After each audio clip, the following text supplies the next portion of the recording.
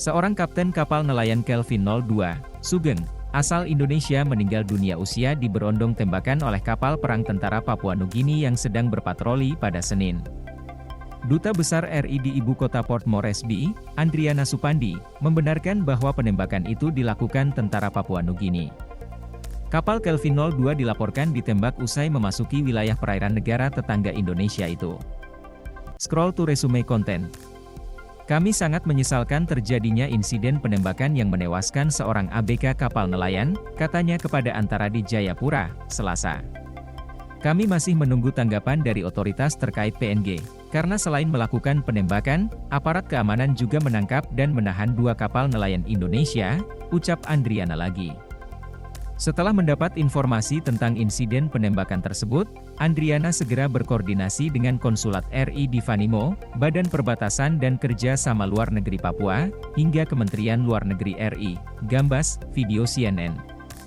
Menurut Komandan Pangkalan Utama TNI Al-11 Merauke Brigjen TNI Gatot Mardiono, insiden bermula ketika KMN Kelvin 02 berlayar masuk jauh ke perairan Papua Nugini untuk menangkap ikan kakap putih secara ilegal pada Senin. Insiden yang menimpa KMN Kelvin 02 ini diketahui dari radio kapal yang bersandar di Torasi.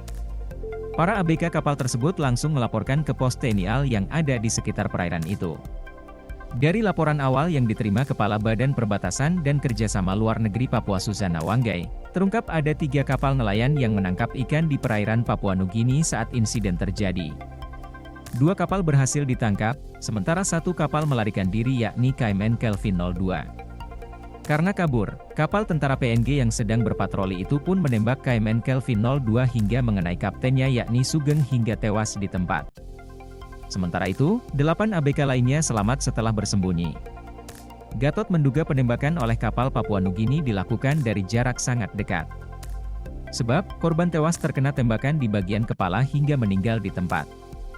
Menurut Gatot, jika tembakan dilakukan dari atas kapal perang agak sulit lantaran kondisi ombak saat itu yang cukup besar. Menurut Gatot, aparat keamanan PNG seharusnya tidak langsung menembak ke sasaran yang mematikan karena ada prosedurnya. Ia menjelaskan seharusnya petugas patroli PNG melontarkan tembakan peringatan ke sisi kapal atau kamar mesin kapal, bukan sasaran yang mematikan. Penangkapan itu bisa dilakukan